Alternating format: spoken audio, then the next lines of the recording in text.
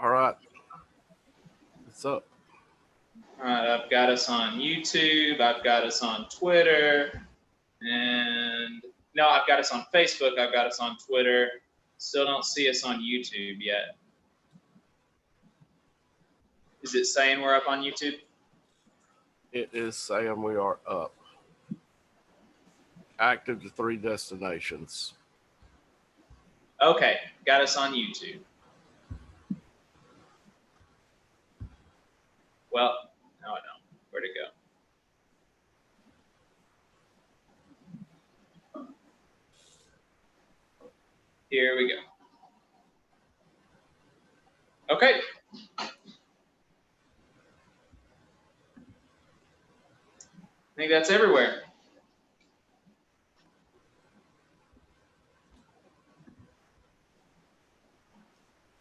Hey, We've got Kathleen watching us on Facebook. Hey, Kathleen, how do? How do? You ready, Dave? I'm ready.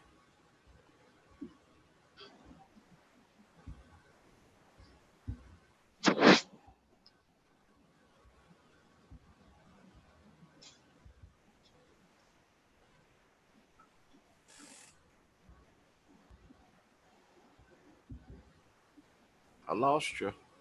You lost me? I'm here. No, there you go. I just thought you was talking and you wasn't. All right, I'm good to go. Okay. All right. Well, then we're live. This is the first ever live broadcast for the Valley Labor Report. We are pretty excited. This is like I said, this is the first time we've done it live. Every other time we've recorded it in advance and just put the videos out. So bear with us with any technical difficulties. We're streaming on 3 different services: YouTube, Facebook, and Twitter. So that took a little technical ingenuity from David over there. He's a real tech guy. I am not, so I'm having to rely on him for that kind of stuff. But he's doing a really good job. I'm seeing us on all the platforms, so pretty excited about that. Pretty excited to have an audience this time. I know that people have been watching our videos, but it's different when folks are watching you live. So we're pretty excited about it. We think this will be a good kind of beta test for us. We've got, it's going to be a mostly, or I think, completely friendly audience. I don't know why someone who's not friendly would be tuning in right now. I think, and that'll be a good test run before, we run into the lion's den, so to speak, of the audience of a conservative talk station. So thanks for bearing with us, guys, and thanks for tuning in. Thanks for showing us your support. We really appreciate it. And we're just going to go ahead and jump right in. That all right with you, David? Let's rip. All right. So this is a May Day broadcast, and we would be completely remiss if we were to broadcast a news show, a news commentary kind of show on May Day with unionists about unionism without mentioning that there are strikes happening right now. There are strikes happening right now. There are workers all over the country that are going on strike right now. Workers at Target, Amazon, Whole Foods, and Instacart are on strike nationwide for hazard pay, sick leave, PPE, and healthcare. A bunch of these workers are working for extremely low wages. They're working in extremely unsafe conditions at this time, during the time of the coronavirus. They don't have healthcare, many of them that are part-time. And so workers all across the country have walked out today. So we've only got a few more hours left in the day. Don't cross the picket line if you haven't yet. You've only got a few more hours left. Just hang in there and wait till tomorrow, or maybe better yet next week, to buy from any of these places. And if you have crossed the picket line on accident because you didn't know that there were workers at Amazon or Whole Foods, maybe go back and return it. I don't know. Like, I'm not gonna crucify you for it, but maybe think about returning it. And David, we've talked about this in the past, and last week especially, we talked about one of the first ever strikes in American history, the shoemaker strike, that did not have a really solid supermajority. And this strike is unfortunately going to be similar to that in that it doesn't have a supermajority. It's going to be different from it in that this is going to, in all likelihood, be a minority strike. And so, but they're building a base. They're building a base. Right. They're building a base, and the reason that that it's a minority strike is they don't have unions nationwide. There have been multi-million-dollar campaigns to bust union drives at these places. Lots of propaganda out there about unions to workers at these places of business. So there's not the apparatus nationwide to enforce a supermajority strike. So when you have a minority strike, a big point of leverage is the consumer boycott side of it and the PR side of it. It's not when you have a supermajority strike, which is really the best kind of strike, that's the workers themselves. They're going to be the ones exerting the pressure. They're going to be the ones hurting the bottom line because they're stopping production. At this point, these workers they're not organized enough to be able to exert that kind of influence. So they're relying on us to help them exert power over the producers. That's why, especially in times of minority strikes like this, where there's not a union, where not every worker is walking off, it's incredibly important not to cross the picket line. Because, unfortunately, consumer boycott, the bad PR, that's going to be probably the largest source of leverage that they have. So it's important to contribute to that. And let's clarify what not cross the picket line means right here. Not cross the picket line means do not shop at Amazon today. I mean, it's there's a lot of people that's going to be watching that's going to have no clue what do you mean don't cross the picket line, because I don't see a picket line. Don't shop at Amazon today. So yeah, that's good clarification. There's a reason that we're trying to do that series about what a union is, and that's because so many people don't know anything about unions, especially if you've grown up, in the South in Alabama. So don't cross the picket line means don't use those businesses. Don't buy from Whole Foods. Don't buy from Target. Don't order anything from Amazon or Instacart. Get it from somewhere else or wait until later. That's what don't cross the picket line means. The next headline, this has a lot of folks in the local community I've seen a bunch of people sharing things about this. There have been protests in Etowah and Birmingham using a hashtag Free Them All. And so what those protests are about are they're supporting prisoners and detainees in the Etowah Detention Center and the Birmingham City Jail, because as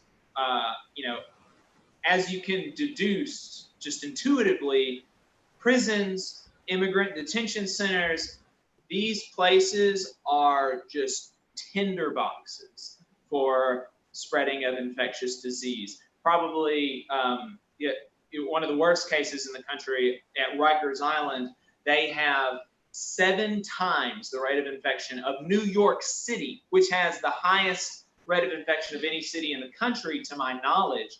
And Rikers Island has, which is a prison in New York, has an infection rate of 7 times that. And then you can imagine prisons and immigrant detention centers in Alabama are even worse than prisons in those kinds of states. So the people were protesting in front of these facilities, encouraging the county sheriffs, encouraging the mayors, encouraging folks with the power to do it to release all prisoners that is possible to release. Obviously, nobody wants a murderer that somebody just committed murder last week, right? Nobody wants to release them. But there are so many people in these jails that are not violent, that are in there for nonviolent drug charges, that are in there for unpaid traffic tickets or something like that, or violating their probation, or something just total little piddly thing, and they're behind bars in this tinderbox in the middle of a pandemic. No reason for it, other than, you know, punitive, retributive, just vengeance. There's no reason for it. So people have been protesting in front of these facilities, encouraging the people that have the power to do it to let prisoners, let detainees go. And it's important to mention that Etowah, the immigration detention center, that's, as far as I'm aware, that's a totally nonviolent. Those are totally nonviolent detainees. They are refugees. They're asylum seekers. They're people that have violated some kind of immigration law. They're not violent. They're just people that have violated some you know, not violent, and so they're in this they're in that detention center because of that, and there's no reason to keep them there during this time when it's such a risk to their safety, a risk to the prison guards' safety even. There's just no need for it.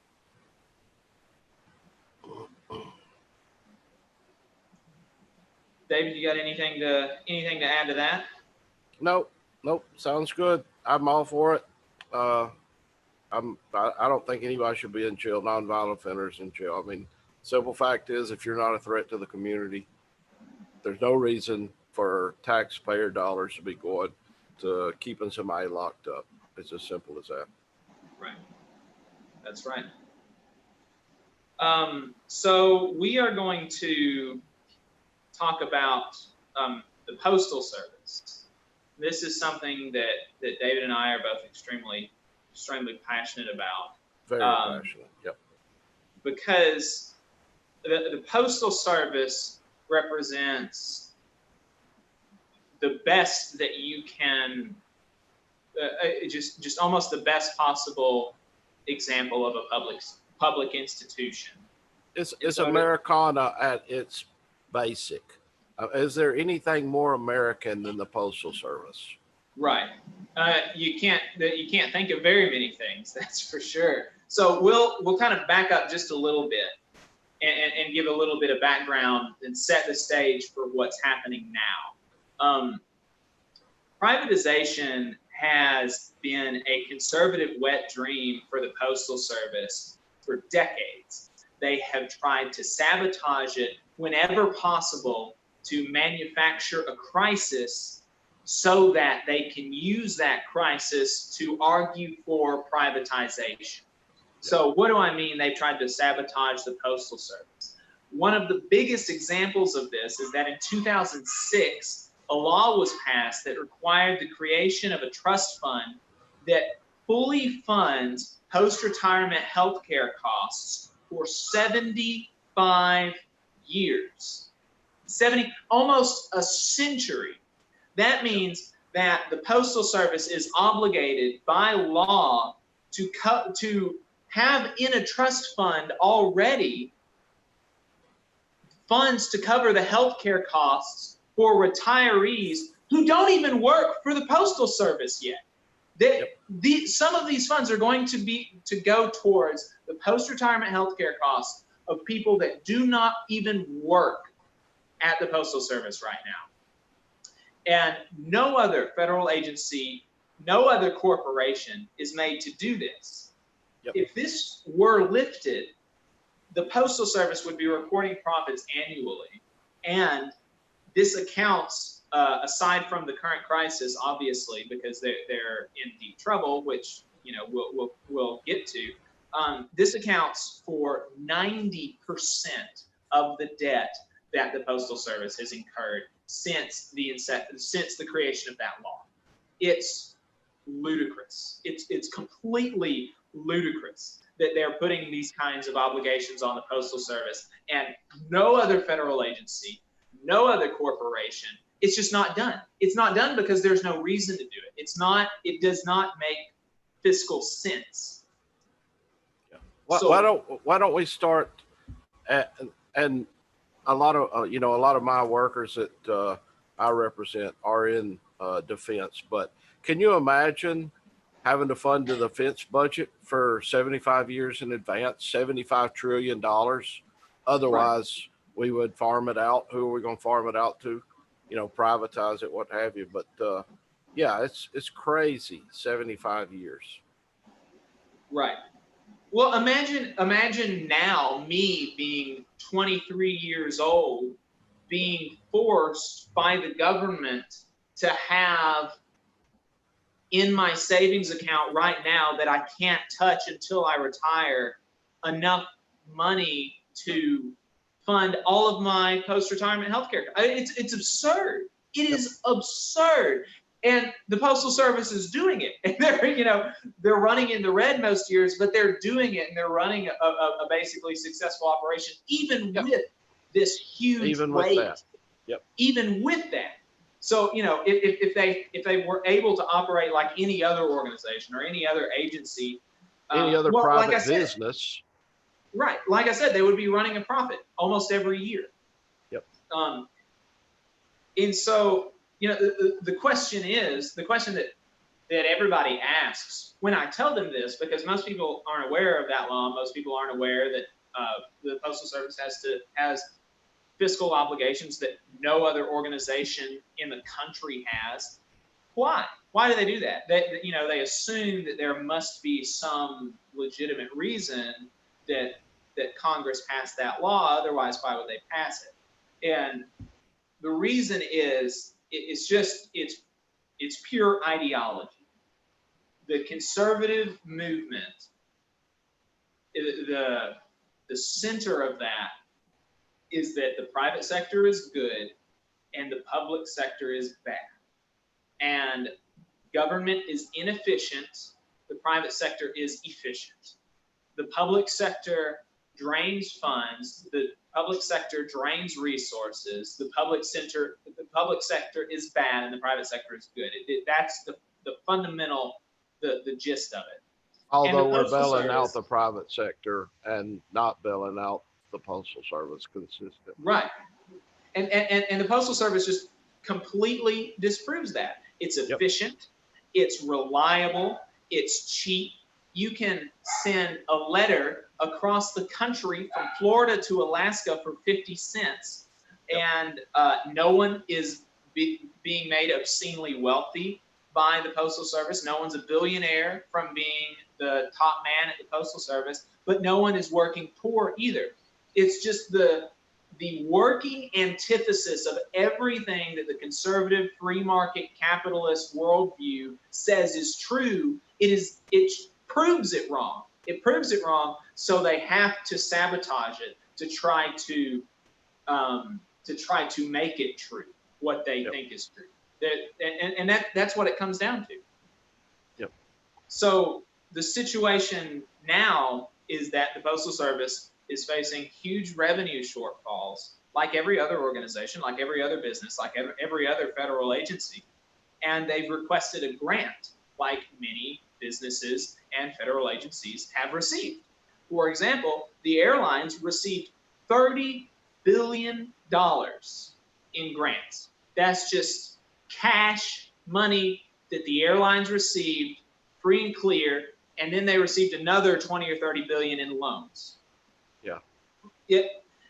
They got in on the CARES Act, and I'm gonna say something right here because I am super pissed about this fact, because I just learned, actually I learned last night, a machinist brother, said that it, and I'm gonna call the airline out. United Airlines, they got in on the stimulus package and or the relief package, and part of that package was to protect workers' wages and keep those guys on the payroll throughout this pandemic. That was stipulated. That was part of taking the money. And then I learned last night that, they're going to keep them on the payroll, but what they're going to do is cut all their hours down to 22 hours a week. So yeah, I mean, and the bad thing is you're stuck because you're gonna get your 22 hours a week. You can't quit because you won't get unemployment. Right. It just it flies in the face of the entire intent of that package. Uh, it makes me sick. There's a Yeah. lot of workers over the next several months and year that's going to be just dying on the vine. They can't go to work anywhere else because they're hoping that they're going to get back up to their 40 hours. I mean, who can live on 22 hours? There's not a person out there working full time that can support their family on 22 hours. But yet this is what they're doing to them. Yeah, it's absurd. And like you said, they received free and clear tens of billions of dollars. Yeah. And so here's what the Postal Service requested. The Postal Service requested through the rest of the fiscal year a $13 billion grant, okay, out of a enormous $2 trillion bill that was passed. The Postal Service was like, we just need $13 billion. That's all we need, and we will be financially stable for the rest of the fiscal year. And they wanted that put in the CARES Act, and the Trump administration threatened a veto. They said they would kill the whole package just so they don't have to help the Postal Service. It's absurd. It's absurd. It is a fundamentally American service, a public good that is being provided efficiently, cheaply, and is providing good paying union jobs to workers all across the country.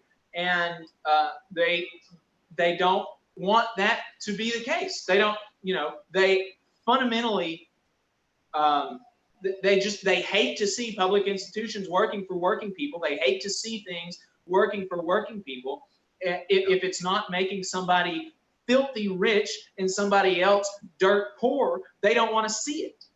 And all the libertarians out there that want to complain about government services, I can tell you this: when you go from paying 52 cents a letter to mail, if you still use checks, what have you, to paying $13, because go down to FedEx and see what they charge you to mail a letter, $13. It's insane the difference in price. So Right. all the libertarians that think, well, we shouldn't have any more government programs than possible. I'm telling you, this is a great government program. It's as simple as that. And it does not require taxpayer funding. That's something that a lot of people don't realize, is that the Postal Service is completely self-sustaining. Like all these other businesses, they're asking for an influx of cash during this crisis, but all the other years, they're self-sustaining. They're not requiring tax money. They are completely, they completely sustain themselves on postage. And Hey, Jacob, we got a question just came through. It said, I won't say the name, but I'll just say, just tuning in. But why does the Postal Service need to be bailed out? We are shipping stuff left and right, and they should be super busy. Thanks, guys. The Postal Service needs to be bailed out because they have faced a severe revenue shortfall. Like many other businesses, they're facing revenue shortfalls, and the question is, why are they facing revenue shortfalls? And that's because people are mailing less things. A big portion of their revenue comes from like advertising that companies mail out, and companies don't have money to advertise right now, so they're not sending those ads. Yeah, a lot of the companies aren't in business right now. They simply aren't doing anything right now. Right. Yeah. So other than essential workers, you've got a lot of your non-essential workers that generally use the post office because they were reasonable rates compared to UPS or FedEx or DHL. That they're I would have to do some research to give you the exact numbers, but I'm certain that the Postal Service usage is probably down 25% just because of all of the non-essential businesses that's been out of work for the last month. So they're in a bind just like everybody else is. Right, and you know, like I said, the a big reason is because you know, folks advertise through the mail, and those businesses just don't have the revenue to do that kind of thing right now. It's just there's been a huge decline in mail volume. So you know, that's the reason for it.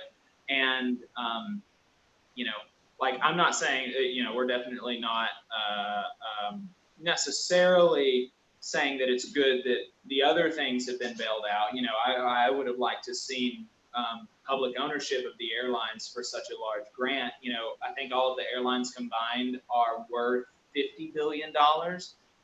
Like all of their, you know, their stocks and everything are worth $50 billion, and we just gave them 30 billion. You know, I would have liked to seen substantial government ownership in those businesses. But you know, that being what it is, the Postal Service obviously should have been given the grant that they requested. But what they were given was a loan for $10 billion, and you know, presumably they're gonna have to pay that back at some point unless somebody forgives it, and that's gonna put the Postal Service in a really big bind.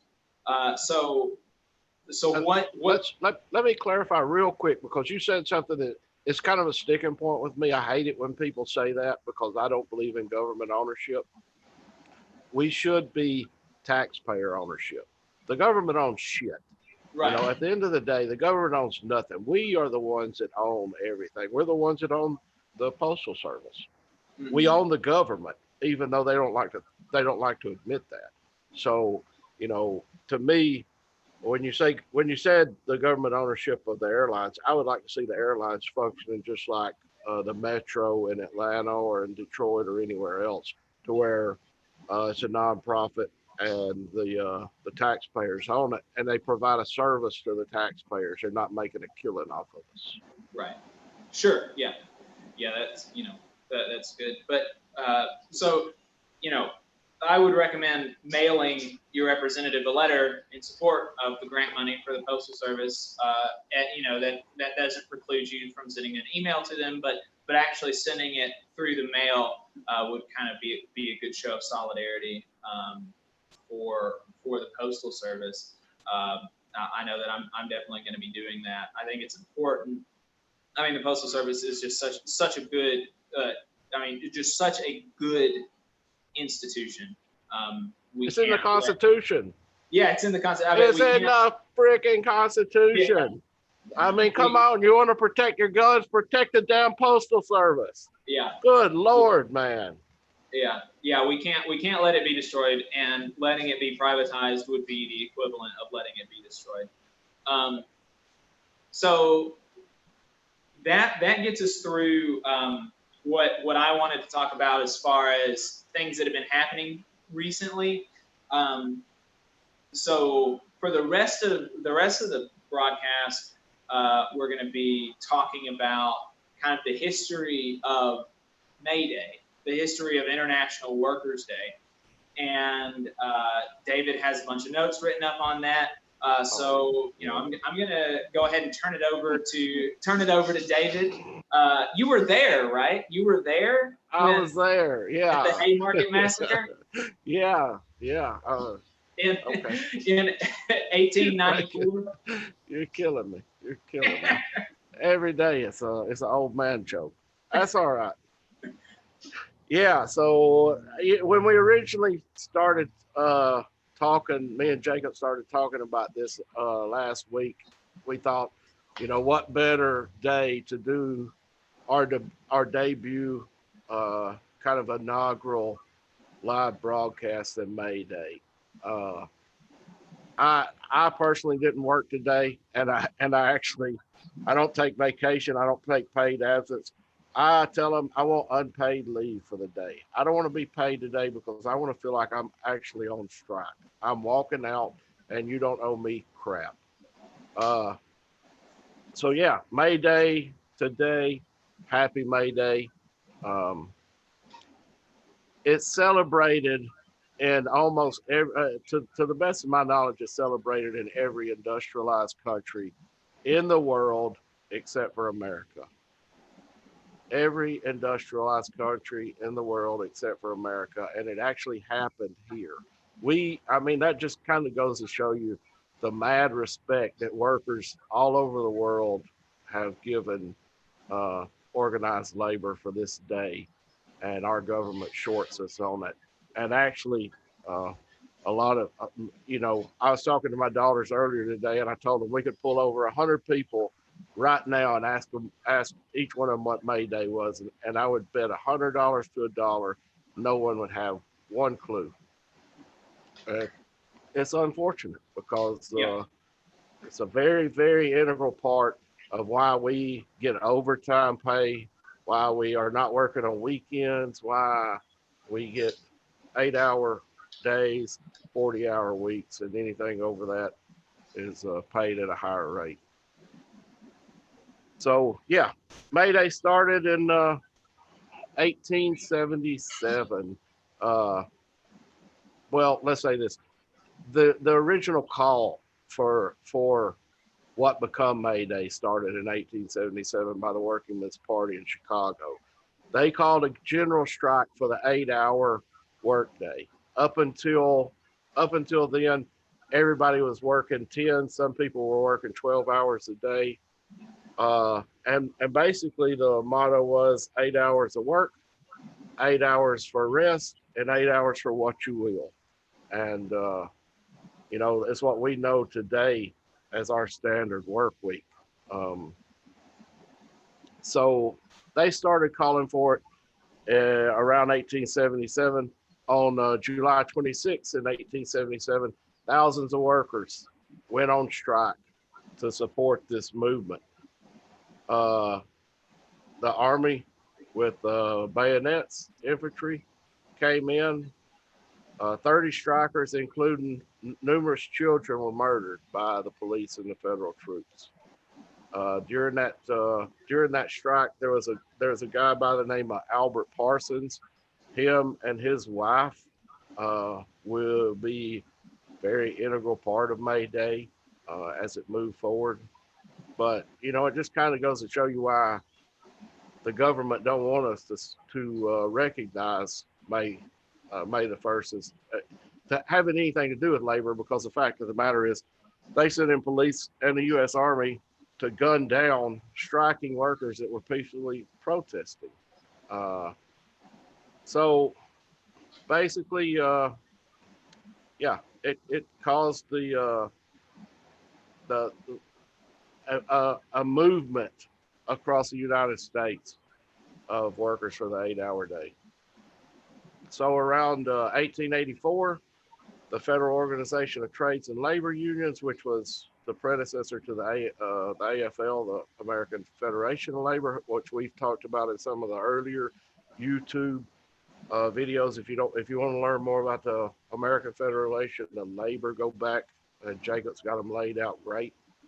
They began a nationwide call for the 8-hour day, and it at the time, we don't think it's a big deal now. 8 hours, it seems like a pretty fair deal, but at the time, even then, it wasn't a completely radical idea, because the workers in Illinois and the federal workers were already supposed to have been covered by an 8-hour day. But it was in the law. It was on the books. It was just the fact that the federal government refused to enforce it. And basically, in Illinois, as you see a lot today, when somebody would hire a worker, they would force them to sign, not force, but they would say, if you want to come to work for us, then you'll sign this waiver saying that we won't recognize the 8-hour day. So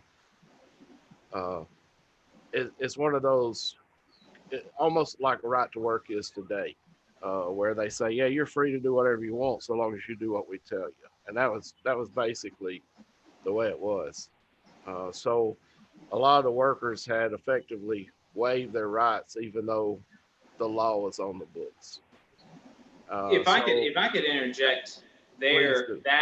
that kind of that's one among many things that, in my view, just really illustrates the lack of seriousness that kind of the libertarian conception of individual rights is. Because if you can just, if you allow just any individual to like sign away their rights, then you give the powerful like employers the ability to make that a demand for employment. And once that becomes a necessity to be employed there, then you really, really affect kind of the power relations between the employer and the employee. And we see that a lot today, where to be employed, you have to sign away your right to you have to sign an arbitration clause, which means that you will, in the event that you're sexually harassed, it's usually in relation to sexual harassment.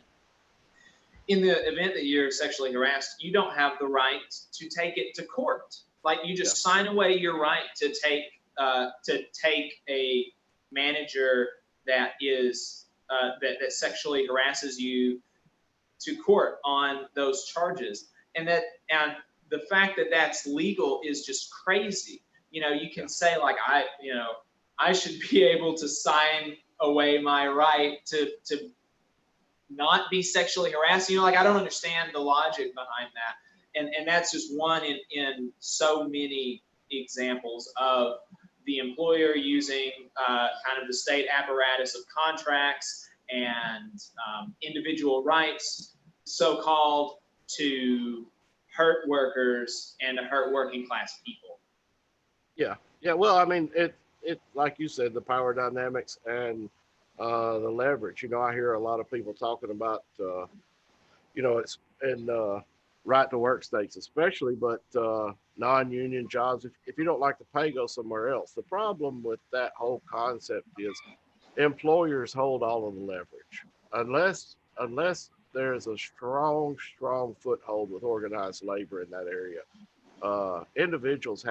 A single individual has zero leverage in negotiating their higher end wage, their days of vacation that they may get, and anybody that says otherwise is a flat out liar.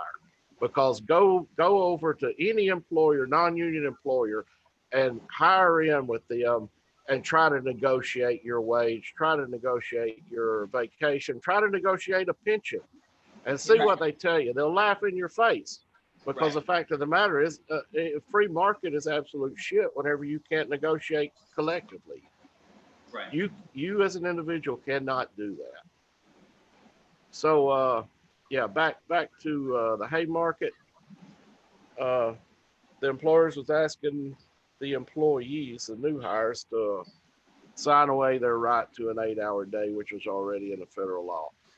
And the federal government refused to enforce it.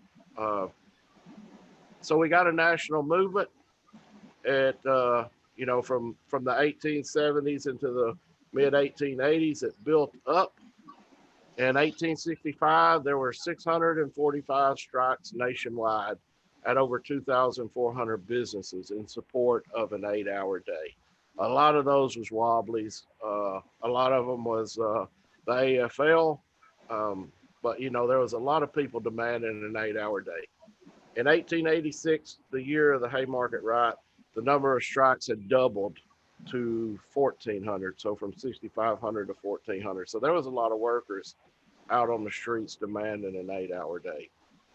And just to kind of put that into context, in 1886, 60,000 workers in Chicago walked off their jobs. If we remember back when CWA did their strike, 20,000 workers walked off the job across the Southeast.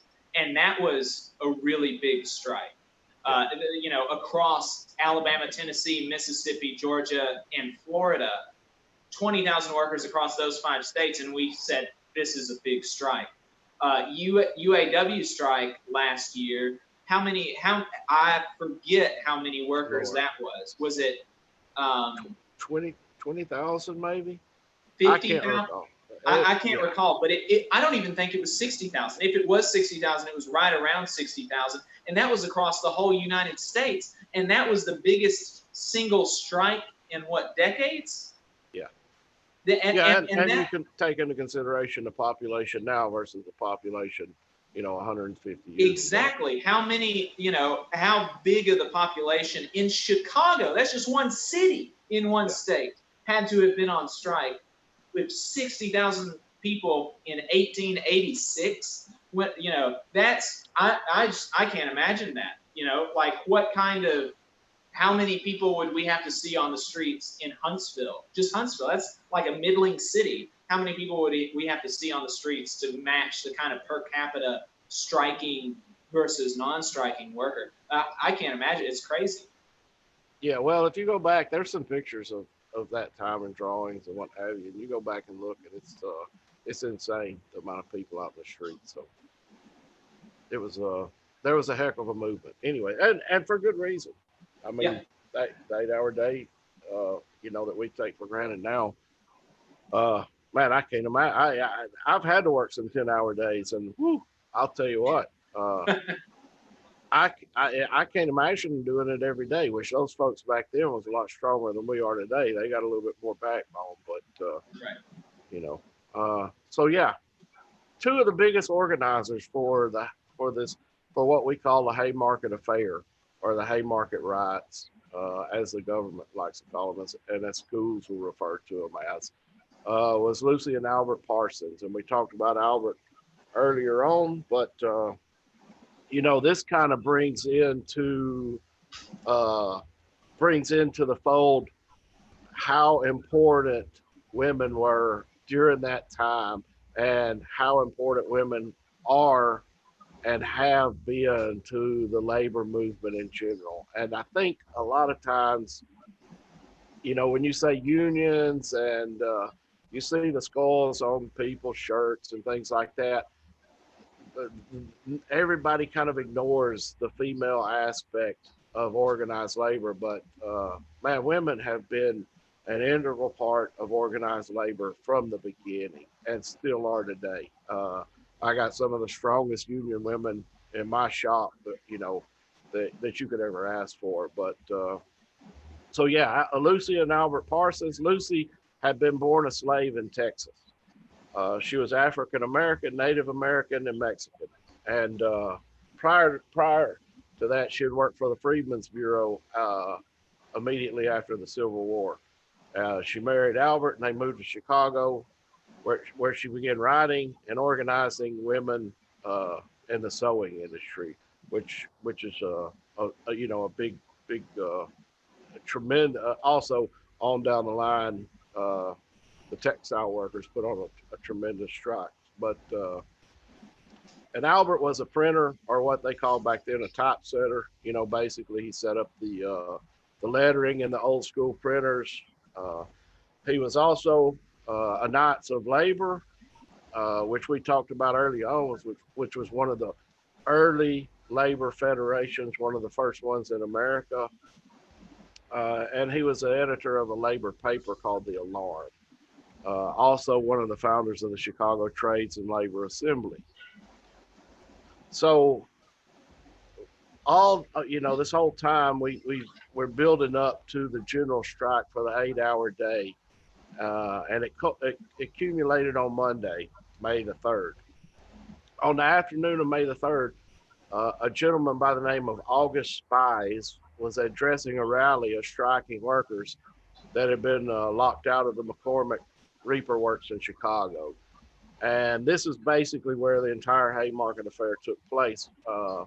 Hundreds of police officers arrived and, just begun shooting into the crowd.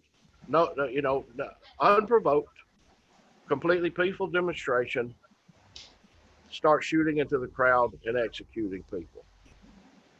Several workers died. I don't know how many were wounded. The details are few from back then.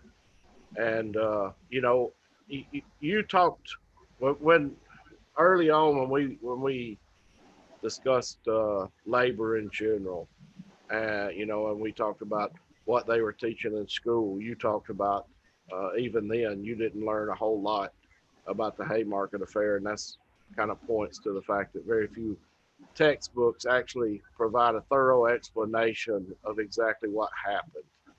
Uh, and they very rarely ever mention that the mayor of Chicago had actually given his permission or granted this meeting that all of the police showed up and started executing workers at.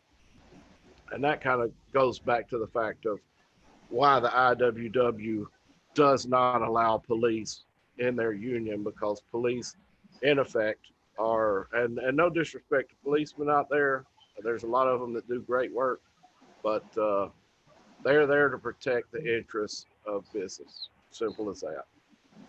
Uh, so very few textbooks that kids learn in school nowadays goes into the details of all that. So during this May 1st, 2nd, 3rd, 4th, uh, there was accumulation of speakers. It was basically kind of like what we would do today, or like Martin Luther King Jr., Dr. King would do in the past. He would put on uh, 2 or 3 day conferences, try to bring people out and educate them on the social and economic justice, the injustices that are happening. After after that Monday, as anyone can imagine, several of the speakers failed to appear. Most of the speakers just would not speak because who wants to stand up before a crowd and take a chance of the police coming in again?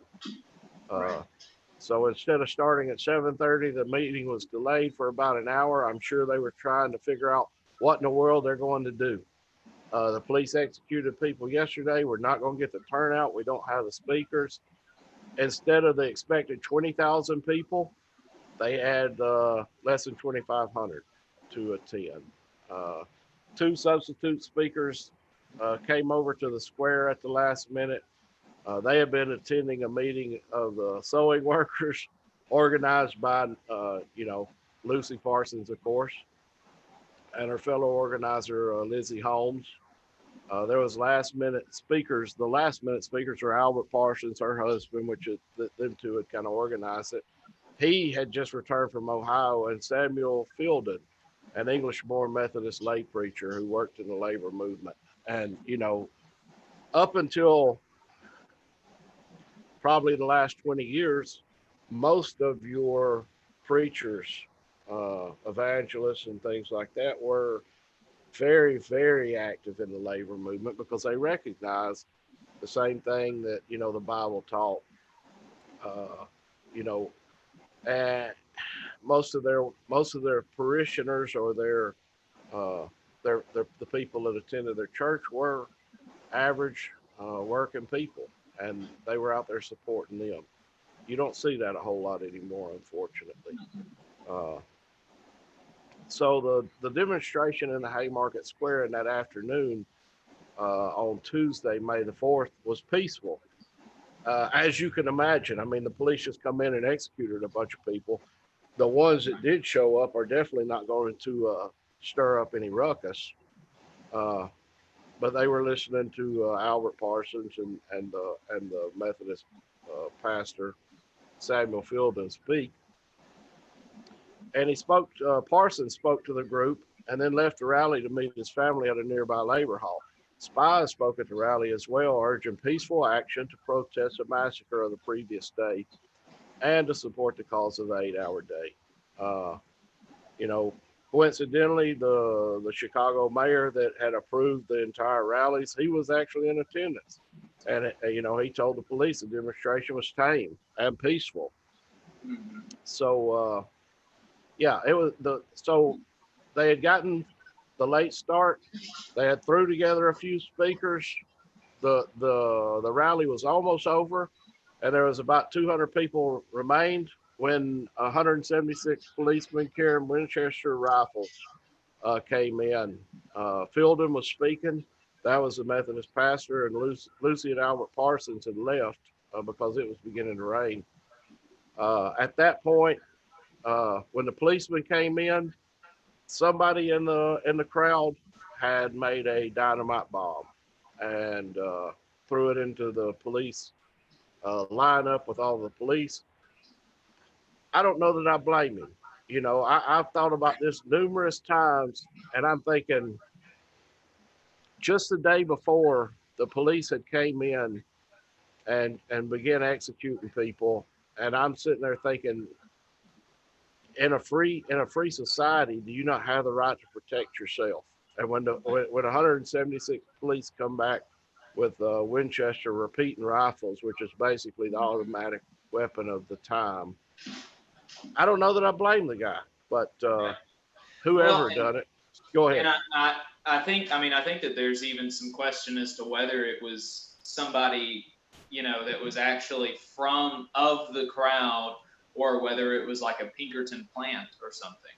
Yeah, no, I mean nobody was ever able to prove anything. Right. So yeah, it very well could have been a Pinkerton trying to incite more riots, and because at the end of the day, the businesses do not want the 8-hour workdays. No. Regardless, even if it was, I believe the guy had the right to protect himself, whoever it was. I mean, that's one of the founding principles. Well, that's why, that's why conservatives say that we have to have the Second Amendment, and they ought to be Yeah. able to own machine guns and bazookas if they want, because they're supposed to be able to shoot the government if they, Yeah. that's the whole reason that they. So that Well, may be a controversial sentiment, saying that. I don't know if I blame the guy for throwing a bomb into a bunch of police, but like that's the whole, the people that would be mad at that are also the people who say that I have to have a gun so that I can go and shoot the military if they ever come and try to bring me out of my house or something, so it's not, it's a totally reasonable, reaction, I think, even if some folks might, think it's controversial. yeah, I mean, maybe it is controversial, but history shows us that authoritarian figures have really well down on working class people throughout the history of time. So if it's controversial, so be it. Right. I kind of feel like we should have the right to protect ourselves. But anyways, the bomb was tossed. At that point, as you can imagine, police started gunning people down once again. Uh, they panicked. It was dark. It was raining. A lot of 7 policemen died, which coincidentally was shot by their own policemen because they were just waylaying with these Remington repeater, Winchester repeater rifles. 4 workers were killed, and very few textbooks ever bother to mention any of this. So the next day, martial law was declared, uh, not just in Chicago, martial law throughout the entire United States, because, of course, while this was taking place in Chicago, they had a lot of support across the nation. Uh, Anti-labor governments around the world use Chicago incident to crush labor union movements. In Chicago, and I'm certain across the United States as well, labor leaders were rounded up. Houses were entered without search warrants. Union newspapers were closed down. Uh, it was basically the Red Scare all over, or the beginning of what we would know as the McCarthyism era, or some of us would know, some of the older folks.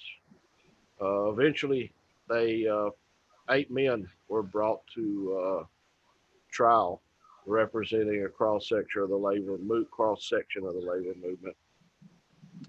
Among them were Fielden, Parsons, and a young carpenter named Lewis Ling, who was accused of throwing the bomb, even though Ling had witnesses to prove that he was over a mile away at the time.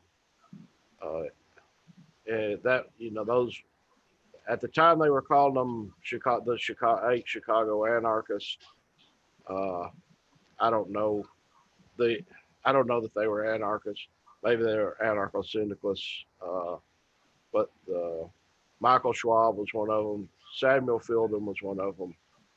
George Engel, Adolf Fischer, and Oscar Neebe was another one.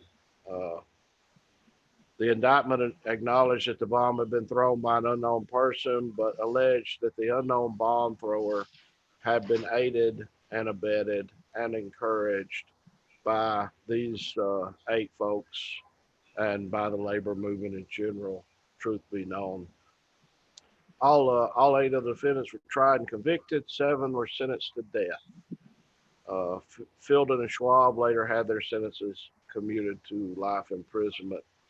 And they say that Ling died on the eve of his scheduled execution, but it's very strange because they also said that his face was half blown off by a dynamite cap, and you kind of got to wonder how in the world you get a dynamite cap into a jail. So a lot of people speculate that he was actually assassinated because he was supposed he was his he was supposed to be pardoned the following day. So I think truthfully the police were probably pissed, and they come into a cell and figured they would take some vigilante justice on him. Right, and I think I think it's worth noting that the jury was stacked with it was business owners in the community. It was the sister of a policeman who had been killed, I think, or the brother of a policeman who had been killed, and clerks of judges that were really close to these business owners. I mean, the jury was completely stacked, and the prosecutor had said things in the trial like, when you indict these men, you're not indicting these men, you're indicting the violent, the violent movement that they represent, basically. And that was forbidden from the defense couldn't enter that into evidence for the defense of the people. I mean, it was a completely, it's worth emphasizing how much this was a sham trial. This was not, this was not justice being carried out, and we're just, just because we liked them throwing the bomb at the cops, like that we're saying that it was like, you can go and look and see what the prosecutor said, see who was on the jury, see who the judge was, and that's all it's a completely stacked trial. There was no way that any fair jury would have convicted these 8 men of the crimes that they were charged with. It was absurd. Yeah. Well, and even if you go back to the indictment that was drawn up, which is basically the argument by the state to prosecute these people. Even the initial indictment said that the dynamite had been thrown by an unknown person. I mean, at the end of the day, in today's world, if you can't put somebody, in the position of committing the crime, you can't prosecute. You can't find them guilty. But back then, they had a little bit different idea of justice. Right. And also, it's worth noting that the Chicago Tribune offered to pay money to the jury if it found the 8 men guilty. So not only was the indictment crap, the jury was stacked. The Chicago Tribune come out and said, "We'll pay you if you'll find them guilty." I don't know what in what person's world that is called justice, but right. So yeah, and I guess it's worth noting that the final gesture of retribution, that the ropes that were used to execute the prisoners were made so short that instead of dying, because when the trap door drops, the rope's supposed to be long enough that it gives your body enough time to get up to speed, so it snaps your neck and it kills you fairly instantly. The executioners have made the rope so short that when the trap door dropped, it wouldn't snap their neck, and they would sit there and die, suffer of suffocation instead of a quick, painless death. What we would think would be a painless death. And so I guess we can wrap it up by saying the real issue is the same issues that the Constitution was written, was based on, was the freedom of speech, freedom of the press, the right to free assembly, the right to fair trial by a jury of peers, and the right of workers to organize and fight for things like the 8-hour day. Everything Right. that And we that's supposedly stand for. exactly, that's the thing that so many people miss about freedom of speech. They think that these enlightened liberals, not in the contemporary 21st century, a liberal is a left-wing person and a conservative is a right-wing person, but a liberal is in somebody who, upholds values of individual rights and freedom of speech, and all these people. And so in that definition, the founders were all liberals of some sort. People think that these enlightened liberals wrote down on a piece of paper the Constitution, and that act, from it flowed forth freedom of speech and freedom of assembly, and that, for most of the country's history, that was just a piece of paper that did not mean jack squat to the majority of people in this country. It meant nothing, absolutely nothing. Even if we don't talk about slavery, which is, a huge deal, just this, there were people that were well within their rights, organizing peacefully. The only time that somebody may have violently retaliated was in self-defense. They were organizing peacefully, not hurting anybody, for their rights, for better working conditions, something that anybody would say today is constitutionally protected. And they were murdered, they were slaughtered, they were massacred, they were put through a sham trial and indicted and convicted and executed. It's when union folks, when people in the labor movement say people died to give you the 8-hour workday, people died to give you paid leave, people died to give you the weekend, like, this is what we're talking about. It's not the people from the Revolutionary War, or the people or Thomas Jefferson or George Washington, who helped to write the Constitution. They're, for the most part, just non-consequential as far as what the freedoms that you have, that you enjoy on a day-to-day basis. You have that because of the labor movement.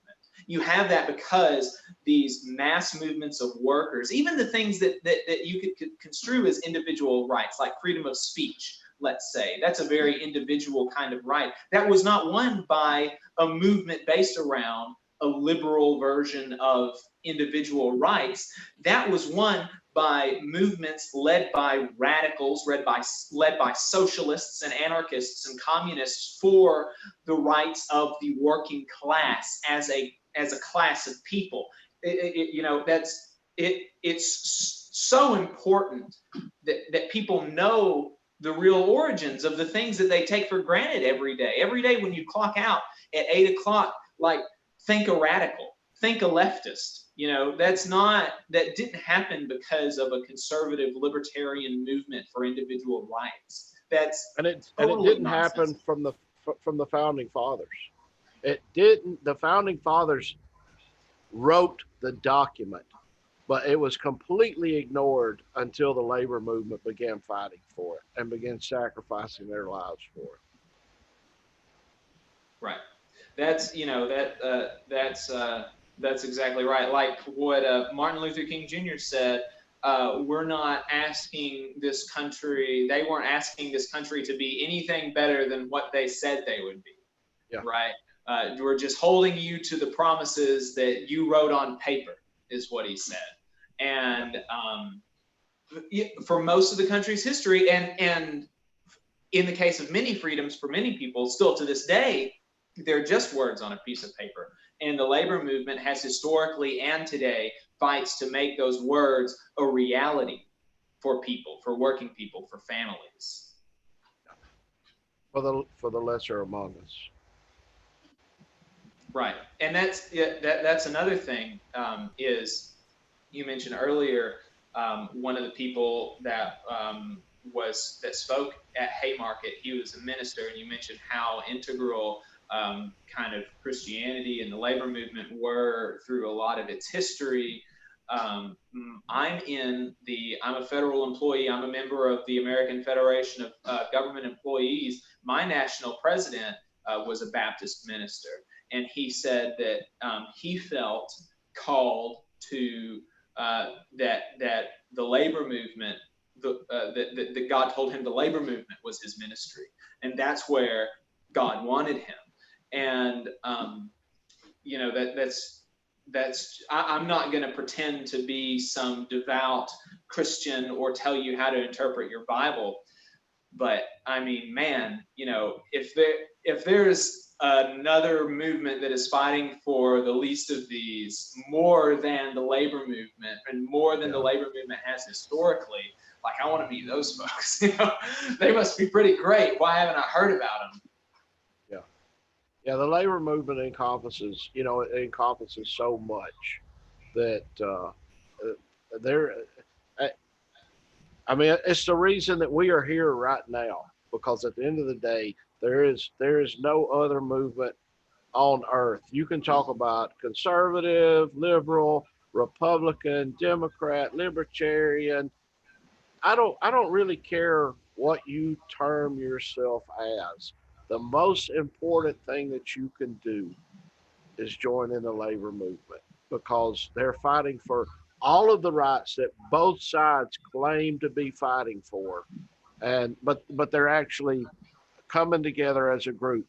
A lot of and it really speaks to the unity that the labor movement brings together, because in Red State, Alabama, I work alongside some of the most conservative, some of the most libertarian, Republican folks that you would ever lay your eyes on, but they believe in the labor movement because of the Civil Rights Act, because of the fact that the women at my plant make the exact same wage that a man makes working side by side.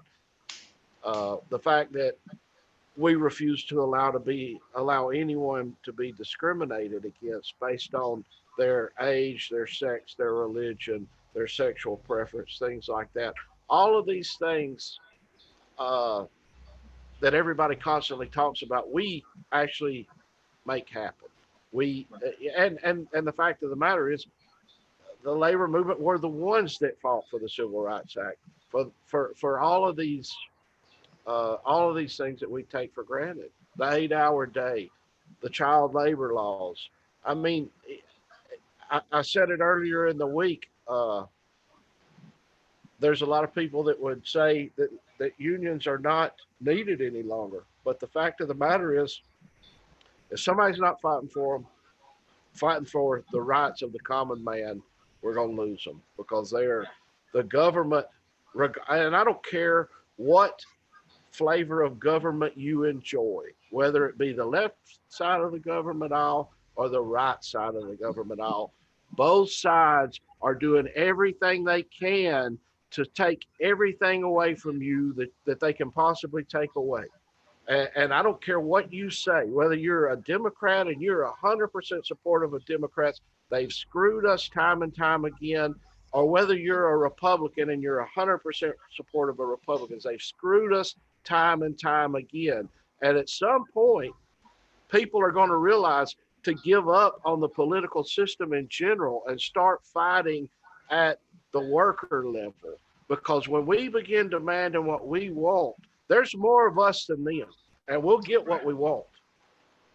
Yeah, yeah, that's exactly right. Basically, anything good that the American government has ever done has been done that uh, it's been made to do that Yep. by movements of workers. It's not any political party that was particularly good at the time or anything like that. Even the politicians that I most like, the things that I most like that they did, they were forced to do those things by a organized and powerful labor movement. Yeah. Yeah.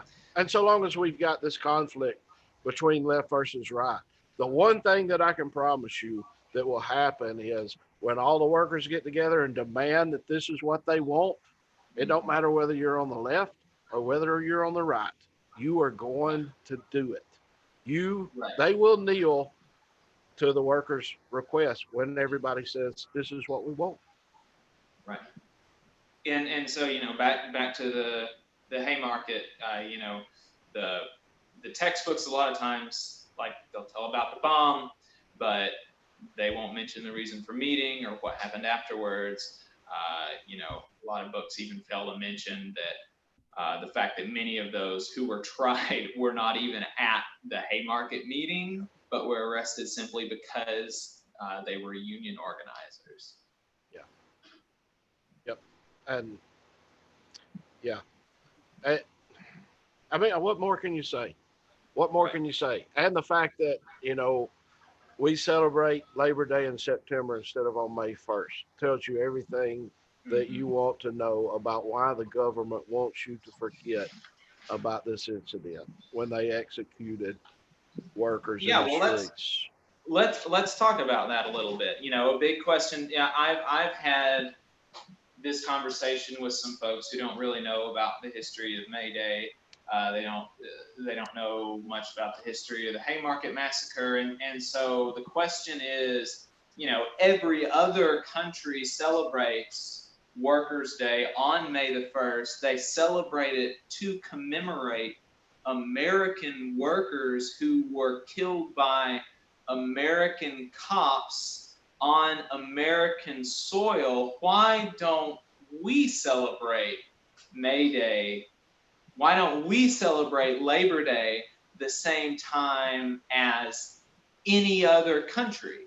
That's a big that's another one of those things where it it just kind of confounds people when they hear about the history. They hear about this is Labor Day. Anywhere else in the world besides the U.S. and Canada, workers have the day off today, and they commemorate the struggles and wins of the labor movement, and specifically what happened at the Haymarket Massacre. So why doesn't America do that? And a big reason is because Grover Cleveland, president in the late 1890s, he, in conjunction with the American Federation of Labor, which was a really conservative, like a kind of conservative labor federation, they proclaimed Labor Day the first Monday of September in 1897. That was the first time that the U.S. celebrated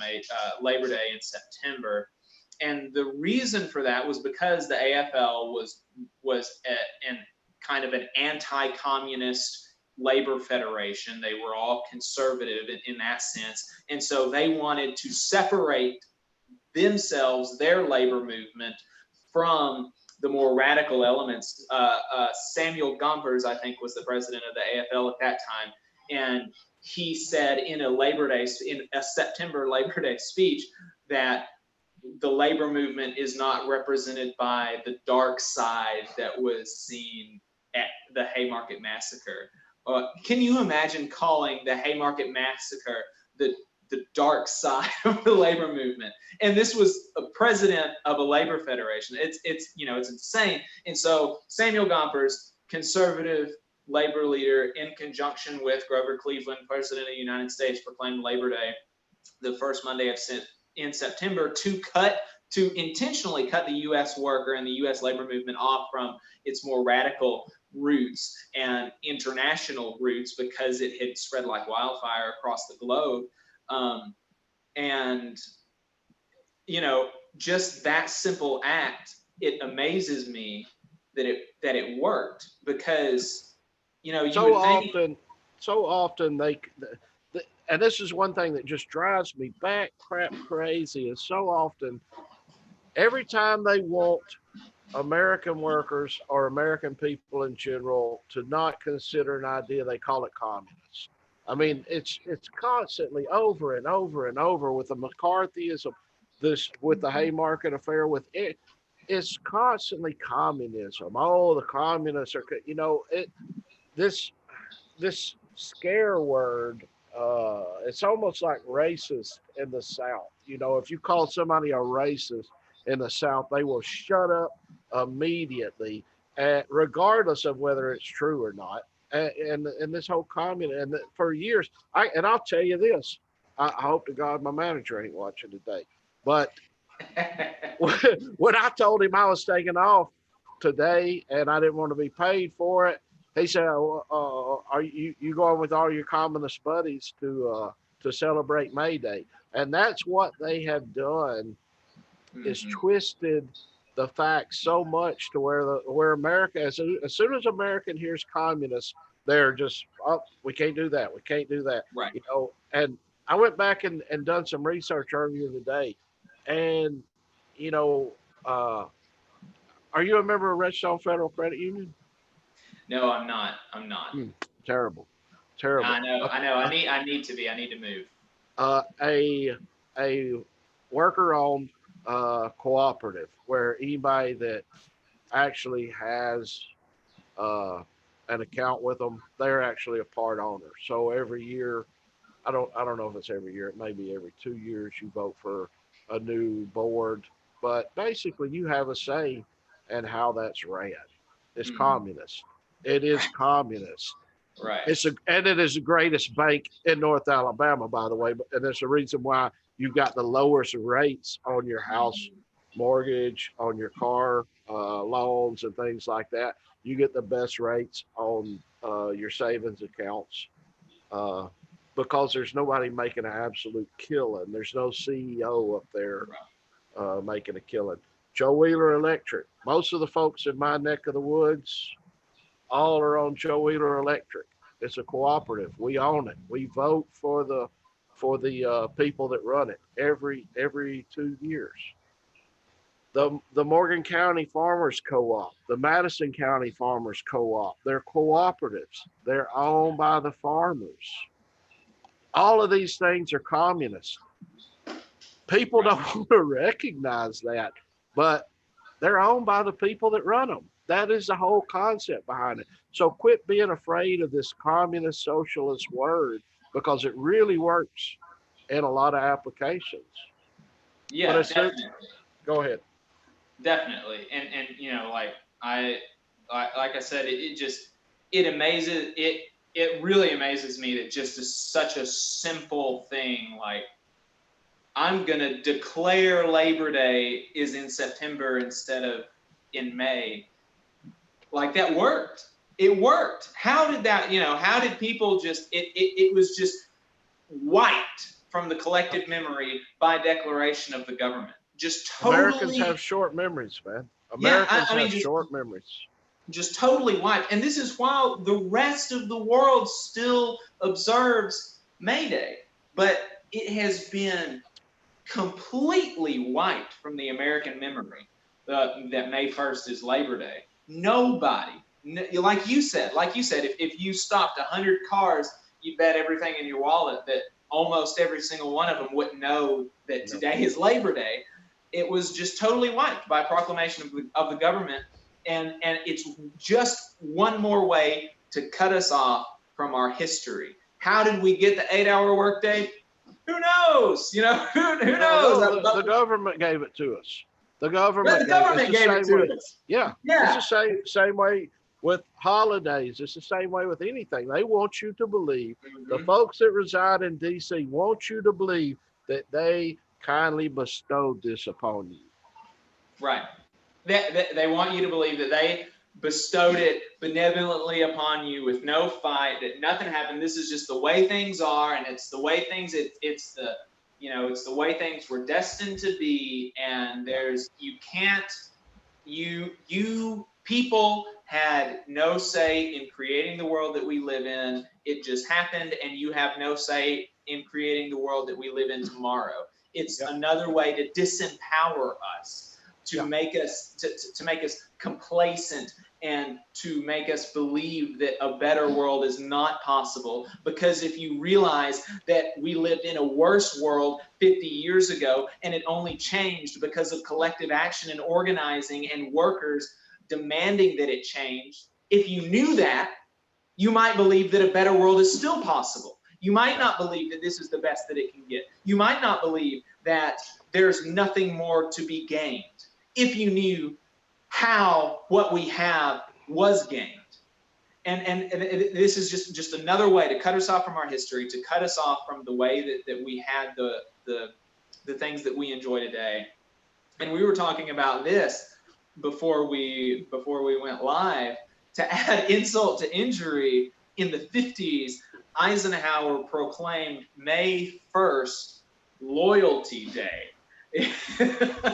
A day that the rest of the world commemorates American anarchists. America officially celebrates Loyalty Day, where you proclaim your loyalty to the American government. It's bananas. It's really, every president since Eisenhower has made a proclamation about American Loyalty Day on May the 1st. Yeah, that includes liberal favorites like Barack Obama and Bill Clinton. Like you were saying, Democrats suck too. It's really amazing, and really just a slap in the face to workers and everywhere. And it, like, they think that you're stupid. They think you're stupid. And Well, in reality, we are stupid, Jacob. In reality, we are absolute morons. We have picked sides, and I'll say this right here, right now. Anyone that out there that supports Trump, that thinks the government's going to do anything for you, is an absolute fool. Anyone that supported Bernie, that thought that the government was going to do anything for you, is an absolute fool. The best thing that you can do right now is join the labor movement.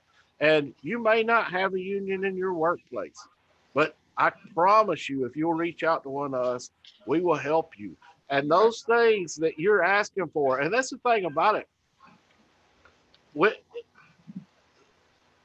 When you look at both sides, we're not that working people are not that far apart on our ideals. We can get what we want if people will just join up, band together, and start fighting as the proletariat or the working class that we are. We can get everything we can want. We can get the governments off our back, because I truly believe we don't need the government involved giving us anything. We can get the health care that we want, that Bernie promised us, if we all band together and fight for it. And it is not government funded health care, it's our damn money. Right. Yeah. Yeah, that's exactly right. And the way that they're able to divide us up is on these social kind of wedge issues. Like I've talked to people before, I remember in 2015 talking to people that could agree with all of the economic stuff on Bernie's platform, but they were like, I don't know how I feel about gay marriage. It's like, who cares? Yeah, who cares? Yeah, who cares? Who cares? Like, you don't have to get gay married. You know that, right? Like, no one's gonna make you get gay married. I mean, it's the same thing that the freaking Second Amendment people argue about the Second Amendment. If you don't want a gun, don't buy one. If you don't want to be gay married, don't be gay married. If you don't want an abortion, don't get an abortion. But quit trying to tell everybody else what to fucking do. Paul, I'm sorry for my language. I'm getting a little frustrated. But you know, when we work together to get the things that everybody needs, like better wages, better working conditions, shorter hours, health care, retirement. Those are things that if we live and let live as far as our lives are concerned, and we come together as a class and fight for our class interests together, then there's nothing that can stop us. You know, like we've demonstrated in the past, the labor movement and the working class in the past in America has demonstrated, whenever we come together, the working class gets what they demand. Yeah. Quit making it left versus right, and start making it us, the working class, versus them, the ones that don't do anything. The managers, the governors, the people get paid good money to do absolutely nothing except for keep all of us divided. That's basically what they do on a continual basis. That's how they get elected. Yep. That's right. Well, David, I think I've got everything out of my system. How about you? I'm pretty well pissed off right now, but I'll get over it. You know, let's just come together and say one more time. Let's quit making this about left versus right. Let's quit making this about Republican versus Democrat. Let's quit making this about all the stuff that they want us to fight about, and let's start worrying about each other. Let's start being concerned about all of us workers that are out here. And I can promise you, there's a lot of workers that are struggling right now. There's a lot of workers that are laid off right now. There's a lot of workers without health care right now in the middle of a pandemic that are too afraid to go to the doctor or go to the hospital because they know that it'll bankrupt them and they haven't got any choice. I think both people on the right, both people on the left, and all of us that actually work for a living can understand what it's like to try to raise a family and get sick and recognize that there's nothing that you can do about it because you haven't got health care right now.